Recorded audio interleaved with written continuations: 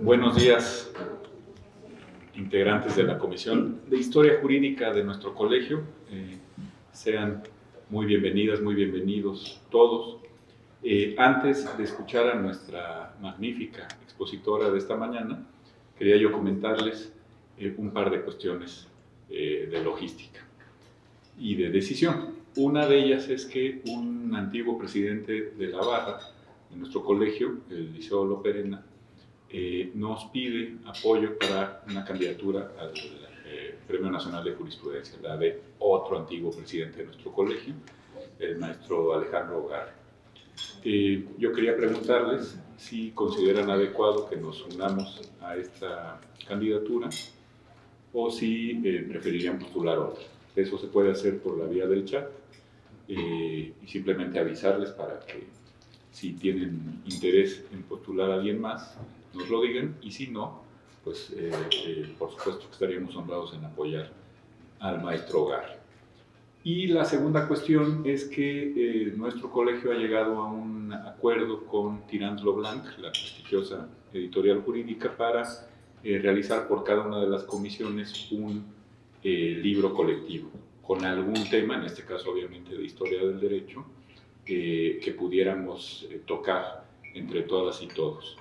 Ya les estaré yo pasando las directrices para ese libro, pero en el caso de que haya ánimo y disposición, y sobre todo puntualidad en las entregas, aquí Leti es experta en exigirlas, sería un gusto que pudiéramos tener una primera publicación de la comisión colectiva entre todas y todos nosotros.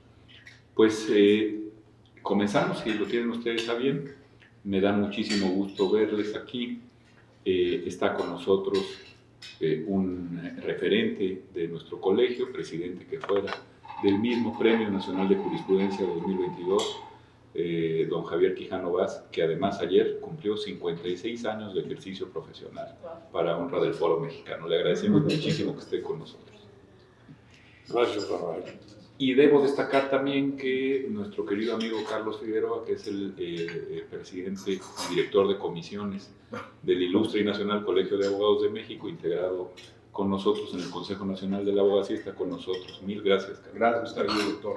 Muchísimas gracias. Por supuesto, a tan destacadas y destacados abogados, bienvenidas, bienvenidos. El señor arquitecto, que también nos visita, es un gusto tenerlo aquí. Bueno, creo que no necesita mucha presentación, ha levantado muchísima expectación la visita de la doctora Leticia Bonifaz Alfonso a nuestro colegio. Ella es un orgullo, voy a decirlo en orden, de Comitán, de Chiapas, de nuestra Facultad de Derecho, del CIDE, que también dirigió en la División de Estudios Jurídicos, y por supuesto de la política exterior mexicana, del Foro Mexicano, a su paso por la Consejería Jurídica del Distrito Federal, del entonces Distrito Federal. Leti introdujo cambios muy, muy importantes, estructurales, no solo en el tema orgánico, sino en los temas sustantivos.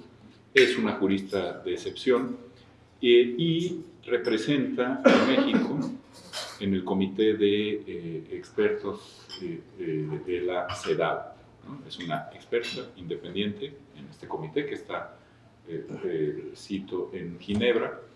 Y bueno, dice Leti que ha sido una de las mejores, si no es que la mejor etapa de su vida profesional, porque ha podido combinar esa defensa de los intereses contra la violencia, yo no diría solo de la mujer, sino en general del interés que debemos tener todos en estos temas, y por supuesto su denodada defensa de siempre en torno a la igualdad y a la no discriminación y a los derechos humanos, con la labor de la que nos viene a platicar hoy, que es una labor historiográfica de primer nivel, como todo lo que ella acostumbra a hacer, en torno a la diplomacia mexicana y a sus entornos familiares. Ya nos contará ella mucho más profundo lo que yo pueda hacer, pero yo sí quiero agradecerle muchísimo a nuestra muy querida Leti. Primero, que le dé lustre al foro, que mucho lustre necesita, ¿no? Y más con la perspectiva que ella tiene. Y segundo, que esté con nosotros en estas deshoras de la mañana, aunque ella es muy madrugadora, pues se agradece al triple. Lo mismo a todas y a todos ustedes, y queda con ustedes la doctora Leticia Bonifacio. Gracias, Leti.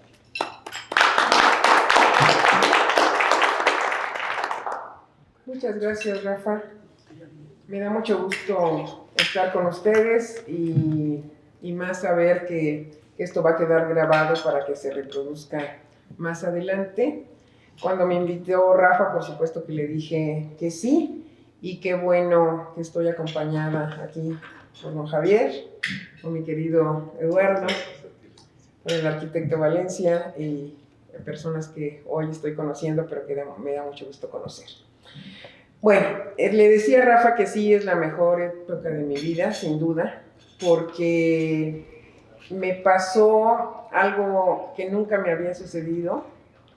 Al terminar el periodo de la presidencia del ministro Aguilar, yo nunca me había quedado sin trabajo, siempre era un trabajo y el otro, y de pronto no supe qué seguía de mi vida. Y me llamó pues un amigo muy querido, que era en ese momento el canciller de México, para preguntarme qué había pensado hacer y qué seguía para mí. Entonces yo le dije que tenía una razón muy importante de 90 años en Chiapas y que tenía que ir a cuidar a mi mamá y que esa era mi función en ese momento. Y entonces Marcelo me dijo así, directo, ¿y si escribes un libro? Entonces yo no iba preparada para eso, pero dije, ¿un libro de qué? ¿No? Entonces la pregunta que me hizo Marcelo, y resulta que no es un libro sino dos, la pregunta que me hizo Marcelo fue, ¿quién fue la esposa de Matías Romero? Me dice, es el diplomático más importante del siglo XIX y no sabemos nada de quién fue. Entonces yo dije, no, pues no sé quién fue. Marcelo sabe de mi gusto por mi historia, por la historia, porque él también es un fanático de la historia, no sé si lo sabían. Y cuando yo estaba a cargo del archivo de notarías, le hablaba y le decía, ¿qué crees? Me avisaron que apareció el testamento de la Güera Rodríguez. Vamos, entonces podría estar ardiendo la ciudad, pero había tiempo para ir y ver y buscar. Y nos une esa afición por la historia. Entonces llegué a la casa y me dijo, escribe un libro sobre las diplomáticas que han hecho historia en México o esposas de diplomáticos y rescata lo que puedas rescatar, a ver qué sale. Me dijo, y el libro va a ser lo que nos va a mantener en comunicación. Y ya me empezó a decir del libro y yo llegué a la casa a buscar alguna biografía que tuviera yo de Matías Romero. Y sí la tenía, la hojeé. Y no decía nada de su esposa, nada absolutamente. ¿Cómo es común? Como es común, pero no sabía qué tan común era. Entonces, cuando empiezo a revisar, me voy luego a conseguir un diario que llevó Matías Romero, que es lo más aburrido y soporífero que se puede, no lo recomiendo que revisen. Y bueno, no aparecía ninguna esposa, entonces dije, pues esto no. Entonces, le busqué a un amigo que era mi 7-Eleven, porque lo podía buscar a cualquier hora, que era Nacho Marván, que desafortunadamente ya no está con nosotros, y le dije, Nacho, ¿cómo encuentro quién fue la esposa de Matías? Pero ya en desesperación, ¿no? Me faltaba hablarle a Rafa y a Cuca y a todos los amigos historiadores. Bueno, total que aparece el nombre, Lucrecia Allen, de nacionalidad de Estados Unidos, y empiezo a jalar los hilos para reconstruir esa historia. Aparece tarde en la vida de Matías Romero porque ya había pasado lo fuerte de la época de Juárez, cuando se casa con Lucrecia y ella más bien lo acompaña en la aventura mexicana, cuando Matías Romero, no sé si sabían, se vuelve cafeticultor. Va a Coatepec a ver cómo se hace todo el proceso del café, luego compra un terreno en Chiapas, en un lugar que hoy se llama Bejucal de Ocampo, y ese lugar colindaba con una propiedad de Justo Rufino Barrios, el presidente de Guatemala, y así es como se empiezan a arreglar los límites de Chiapas y Guatemala por la presencia de Matías Romero allí. Pero el tema es que en Tapachula, a Lucrecia Allen, la esposa, le llaman Doña Lula, y aparece varias veces, incluso ya ella firmando como Lula de Romero. y ya no es a Lucrecia la que buscaba, sino a doña Lula. Pero es uno de los casos en donde empecé a ver las dificultades de saber quiénes fueron las esposas de los diplomáticos, porque un libro es Mujeres en la diplomacia y el otro es Esposas e hijas de diplomáticos que han contado su historia. Entonces, prácticamente empecé a ver que las grandes biografías de los grandes hombres prácticamente tienen desaparecidas a las mujeres.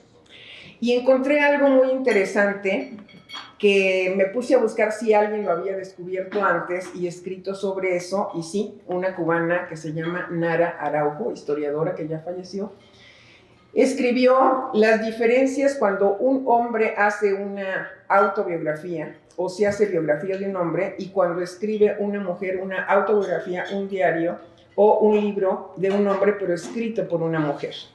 Y la diferencia es que en las autobiografías hay muchos elogios y mucha descripción de la cosa pública, pero nunca aparecen mujeres. Nunca es nunca. En cambio, en las biografías hechas por mujeres aparecen hombres y mujeres. Y por eso el libro comienza desde el siglo XIX con la historia de Madame Calderón de la Barca, que es así, la conoce todo el mundo, porque igual el diario de Don Ángel es terriblemente aburrido y el diario de ella es fascinante porque te cuenta todos los detalles, porque llega y conoce, por ejemplo, a Guadalupe Victoria y te cuenta cómo fue el encuentro y luego cómo estuvo con Santana y te cuenta detalles de las recepciones. Entonces tienes el diario de Don Ángel, aburrido, y el diario de Madame Calderón de la Barca, lleno de detalles y de cosas, y encuentras, y te dice, y fui a tal lado, y la esposa del diplomático tal, y existen mujeres en el diario de ella, y no existe una sola mujer en el diario de él. Y entonces seguí buscando, y en el siglo XIX me encontré, pues aquí me acaba de dar Rafa un libro de historia donde están las 4 mujeres de siempre, pero aparentemente el hombre con más biografías en la historia de México es sin duda Juárez. ¿Cuántas biografías hay de doña Margarita? Yo he encontrado 4 serias. Y entonces allí también rescato la historia que tuvo doña Margarita en la diplomacia.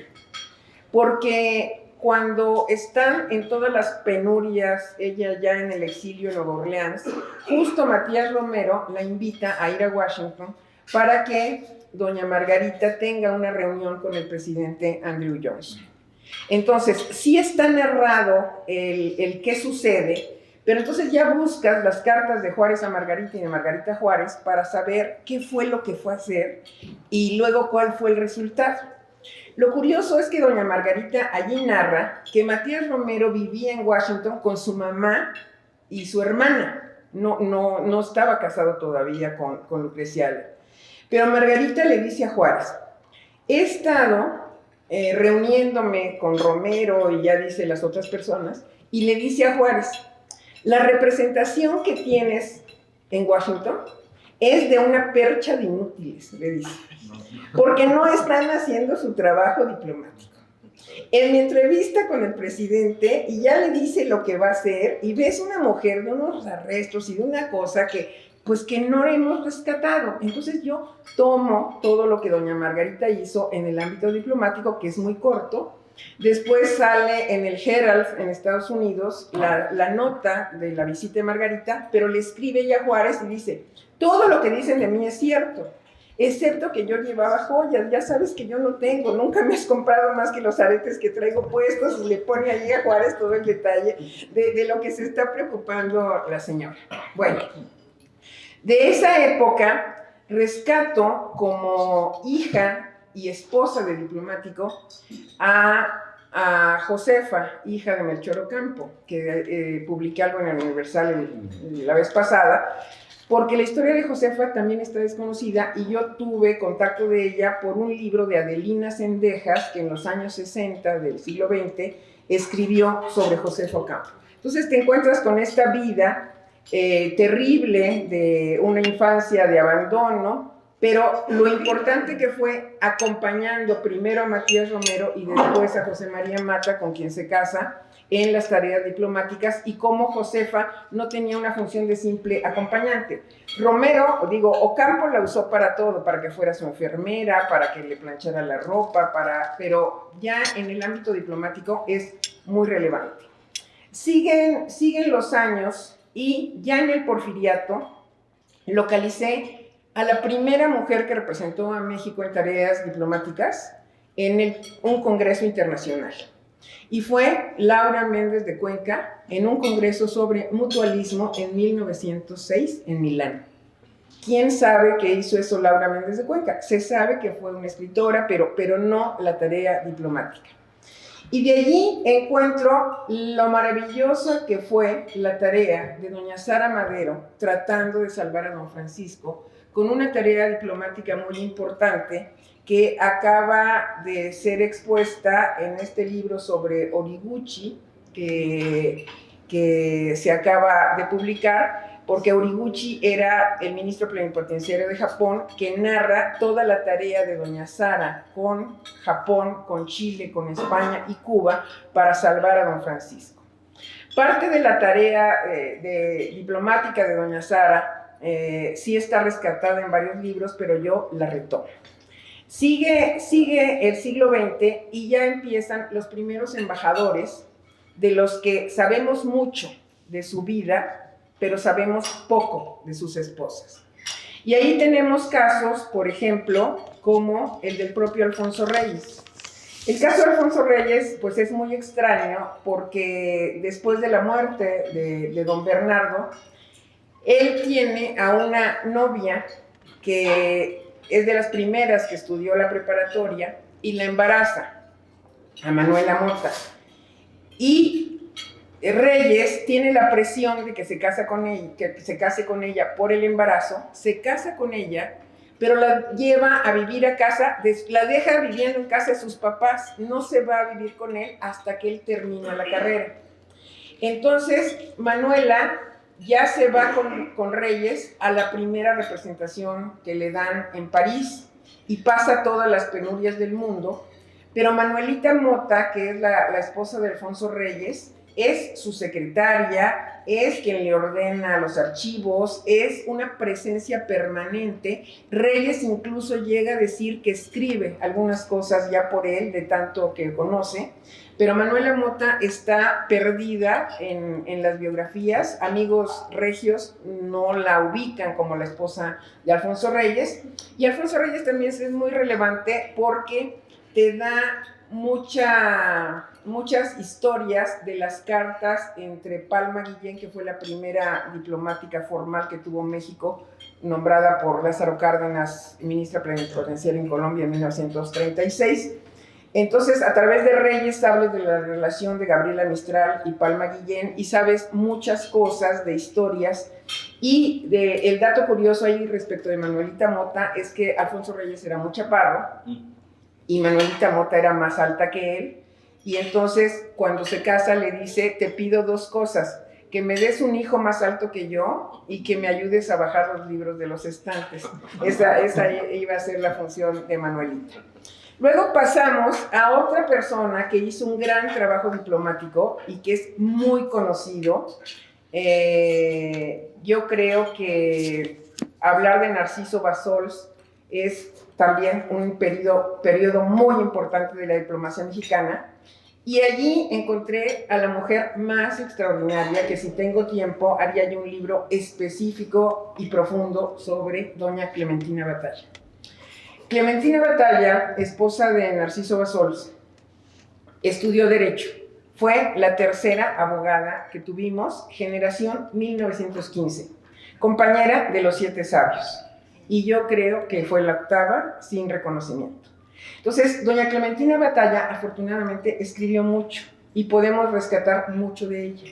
Hace una tesis que podemos consultar en el acervo de la UNAM, y ella cuenta que Narciso Bassols iba un año atrás de ella en la Escuela Nacional de Jurisprudencia Y lo malo es que Clementina era hija de Diodoro Batalla, un antiporfirista muy importante, que la llevaba a los juzgados desde que era ella niña.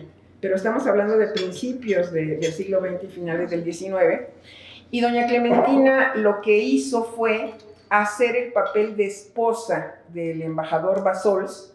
Estuvo, por supuesto, en todo el periodo difícil de la guerra, acompañando a Gilberto Bosques en todas estas tareas de repatriación, pero doña Clementina tiene una obra propia después de la muerte de Narciso Bassols. Es decir, cumple su tarea en Francia, en la Unión Soviética, pero a la muerte de Bassols, que no sé si sabían, él muere de un accidente en bicicleta en Chapultepec, que se golpea la cabeza en 1959, y allí doña Clementina agarra un segundo aire y entonces empieza y toma como bandera la lucha armamentista contra el armamento.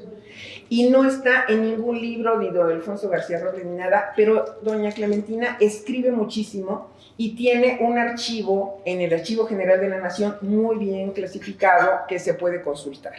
Pero son nombres que no te dicen nada. Ella escribe sobre Bassols.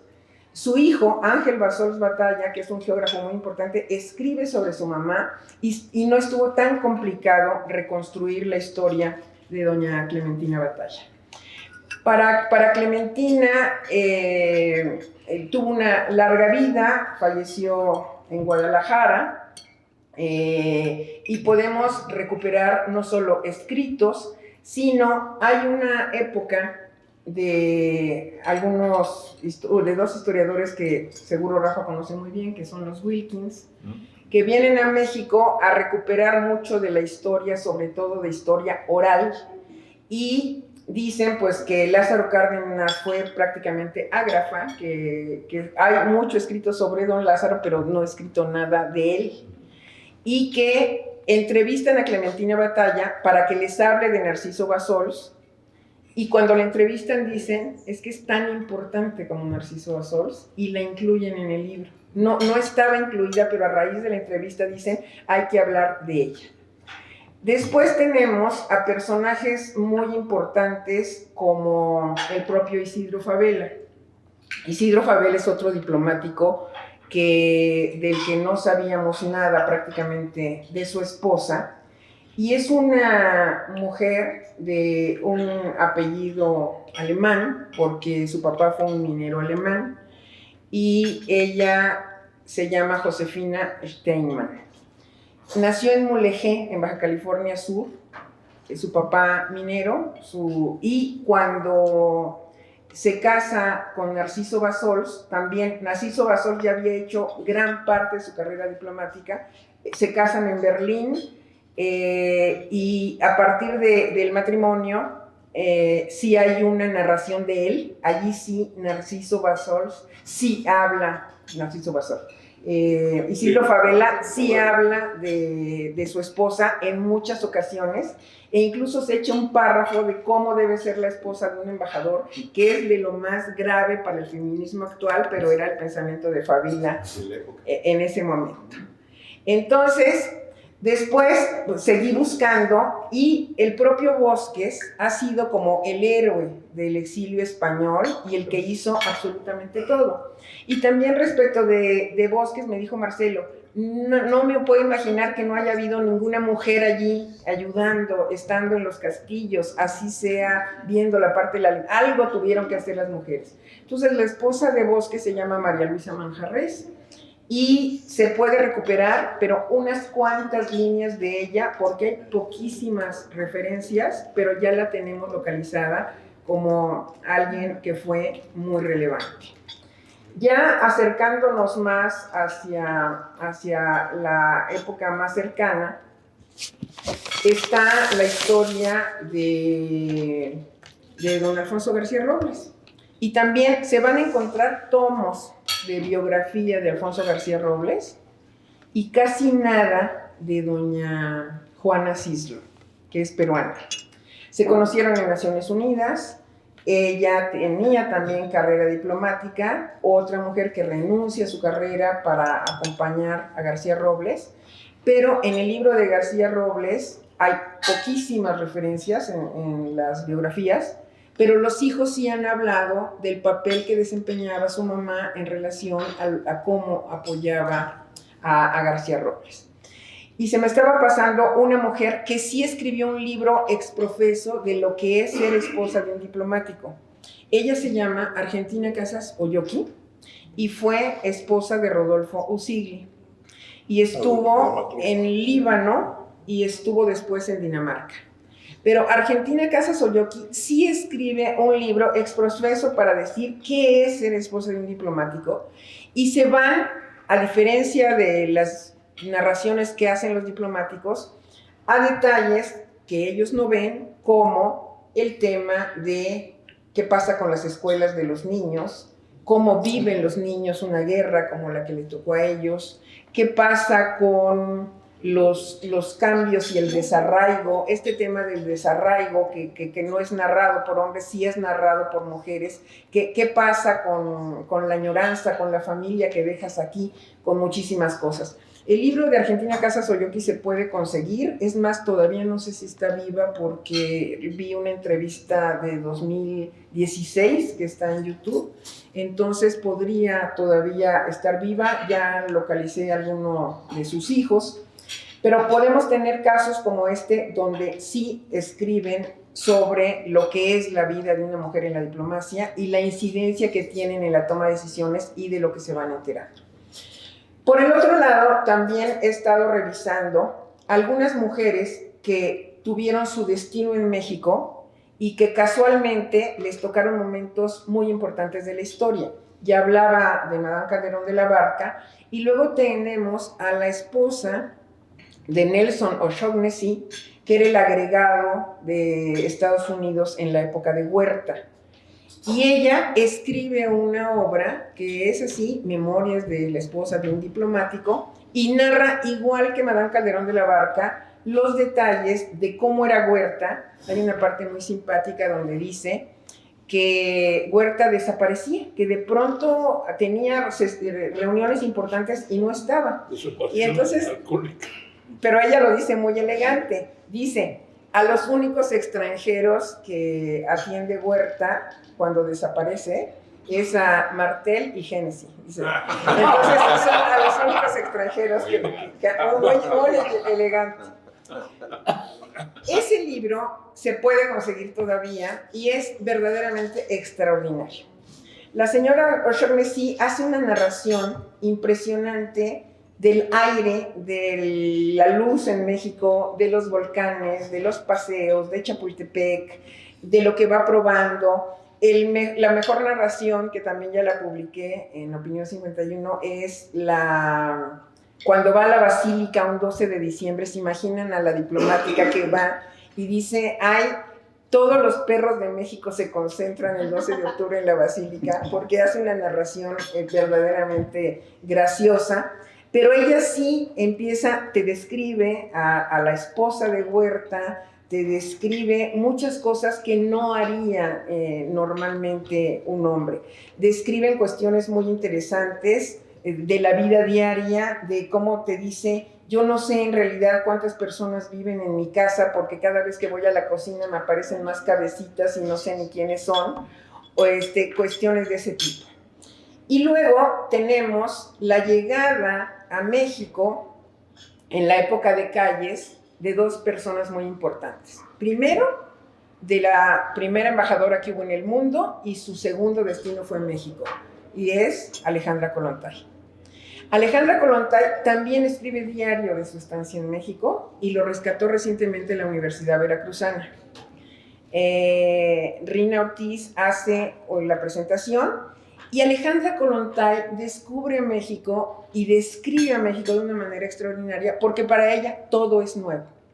Dice que cuando Stalin le llama y le dice que va a venir a México, ella lo que pensó fue en su libro de historia haber visto el Golfo de México. Era todo el referente que tenía de nuestro país. Y imagínense, desde que se embarca, ella empieza a narrar. De hecho, venía en el barco con Alejandra un presidente de la Suprema Corte de entonces. y narra su llegada primero a La Habana, donde no la dejan bajar, el régimen de Cuba de ese tiempo no deja que baje Alejandra, viene a Veracruz y lo primero que dice, imagínense el desarrollo de la porcelana en San Petersburgo, y dice, los mexicanos toman el agua en barro. ¿Cómo habrá visto los jarritos y el sabor de la tierra, no? El sabor Entonces, rico del agua. el sabor, entonces, lo primero que te describe es el agua que le dan a beber y dice, los mexicanos toman eso del agua. Y luego le llama mucho la atención el cabello de las mujeres mexicanas y dice, son alas de cuervo. Así es la descripción que te hace de cómo ve la caída del cabello lacio, oscuro y todo lo demás.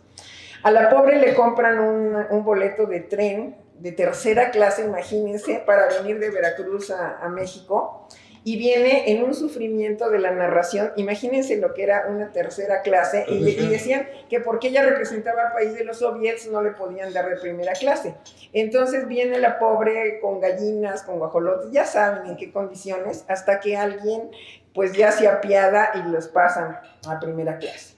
Narra su llegada a la Ciudad de México, se hospeda en el hotel que todavía existe en la zona rosa en Genève.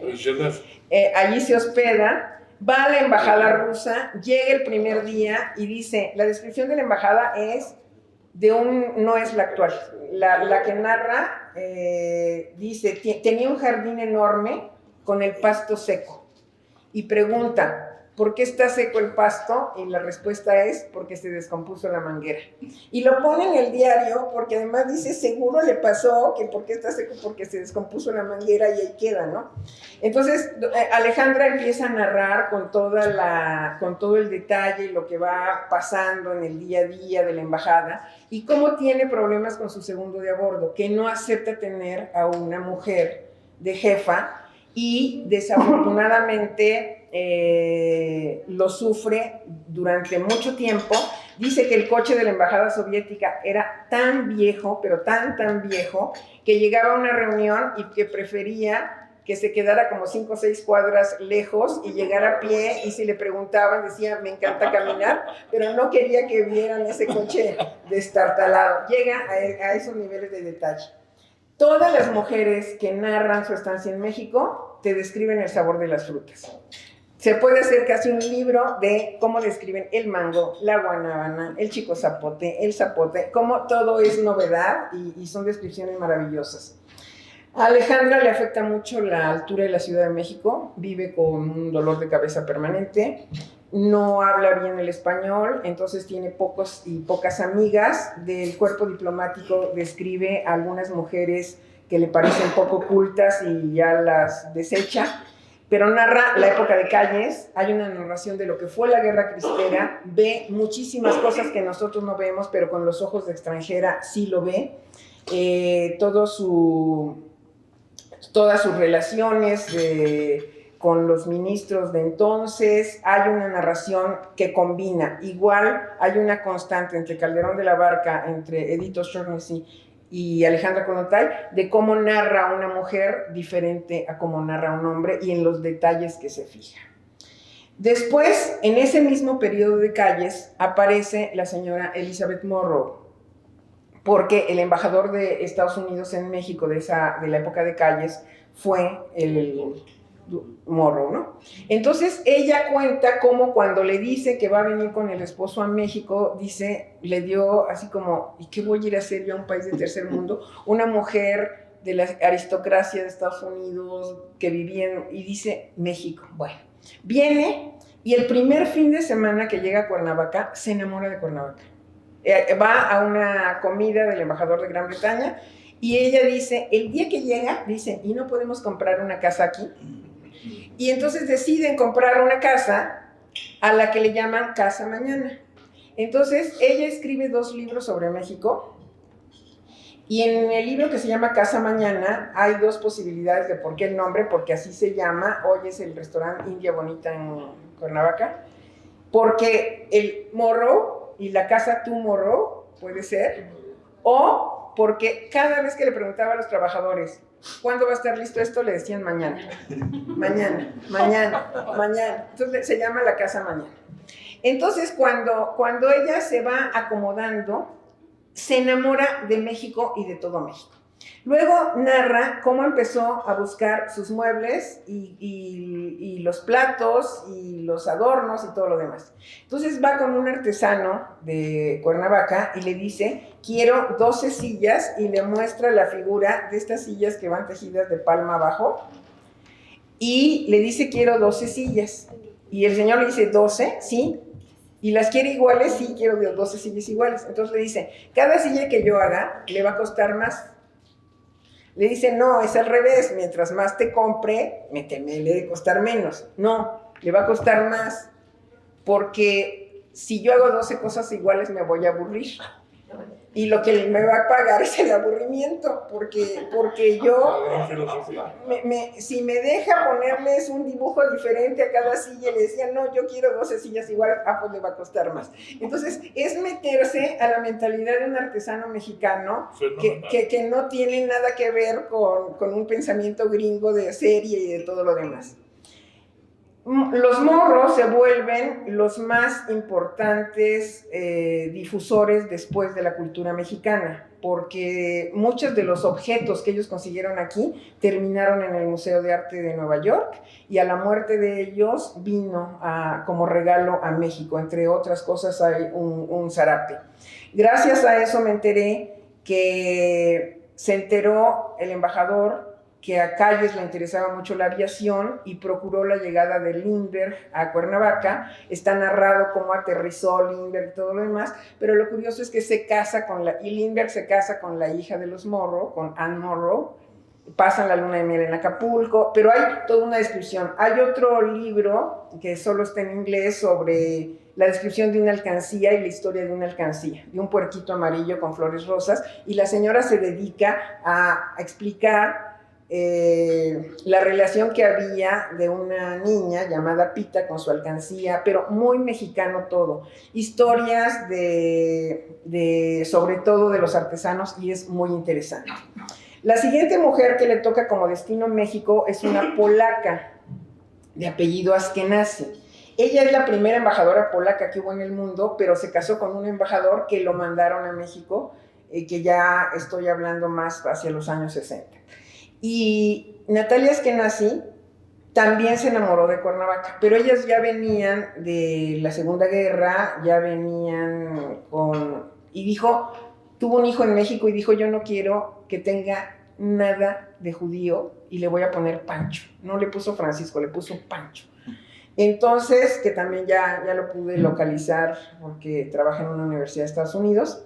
Y Natalia Ashkenazi lo que dice es, muera yo donde yo muera, quiero que mis cenizas estén en Cuernavaca bajo una buena sombra.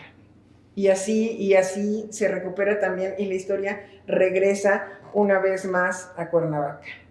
Y ya para cerrar, porque yo me puedo estar todo el día hablando de los descubrimientos, y ya para cerrar, hay una mujer ya mucho más contemporánea, esposa del embajador Rosenzweig, pero ya veo que hay dos Rosenzweig, aquí es Rosenzweig Díaz, el segundo, que se casa con una mujer de Bulgaria que conoce en Cuernavaca, otra vez así como un referente constante. Y la señora Feodora es muy relevante porque todas las esposas de los ex embajadores de México que hoy se reúnen a desayunar en clubes de amigas decían, tienes que hablar de Feodora, tienes que hablar de Feodora. Y yo buscaba algo de Feodora y de nuevo, nada sobre Feodora. Entonces, el apellido es Stanshov. Entonces, ¿quién fue Feodora Stanshov? Buscando, me encuentro toda la genealogía de unos aristócratas búlgaros que trabajaron con el último rey de Bulgaria, y allí el papá de Feodora, la que terminó en México, ella lo que hizo fue, él estuvo muy cerca de lo que fue el último rey en Bulgaria, y su tía, o sea, la tía de Feodora, resultó una diplomática mucho más importante que la propia Feodora. pero yo no sabía de la existencia de la tía, que se llama Natasha. Nadesha más bien. Nadesha estuvo en los tratados que dieron el nacimiento de Turquía como nueva nación, que son los tratados de Lausanne, y ella fue con su papá, que era diplomático, a hacer una función como de traducción porque hablaba 6 o 7 idiomas, pero ella sí escribió también las narraciones, y lo más impactante es que su hermano le dice que está haciendo un trabajo de hombres y que ella no debe estar allí y que le desea lo mejor, pero que busca que recapacite.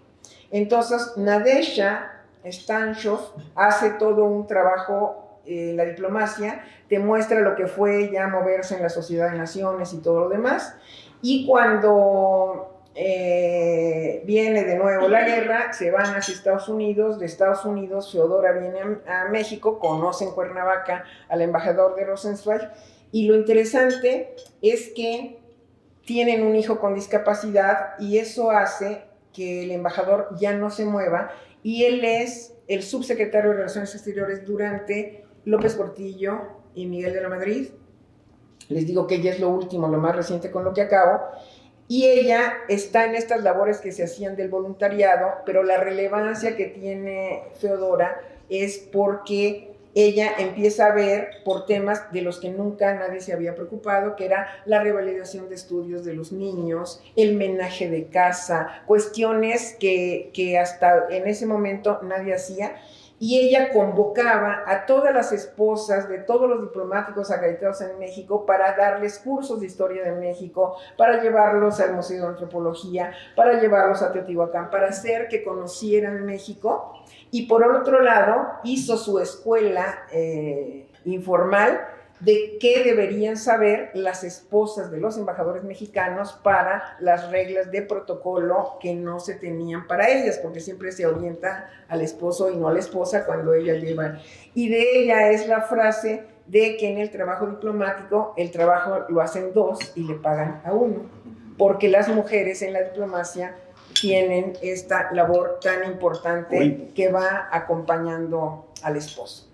El recorrido es incluso más amplio del que ahorita dije. Cuando se va Ignacio Manuel Altamirano, que lo nombran de cónsul, ya busqué algo de su esposa, que se apellida Pérez Gavilán. Encontré muchas esposas, la esposa de Federico Gamboa, que se apellida Sagaceta. Encontré muchas mujeres y fue buscar, ir encontrando hasta que quedamos en este proceso. El libro va a salir el próximo año. Ahorita todavía estoy puliendo redacción y citas, pero creo que esta historia que Rafa me permitió que hoy compartiera con ustedes es una historia más larga, es, como ven, apasionante, es un trabajo de gambusina que ha sido muy, muy disfrutable. Y bueno, quedo lista para preguntas, inquietudes o aportaciones, o que me digan que me faltó una mujer que no conocí y que me traume, pero no importa. Muchas gracias.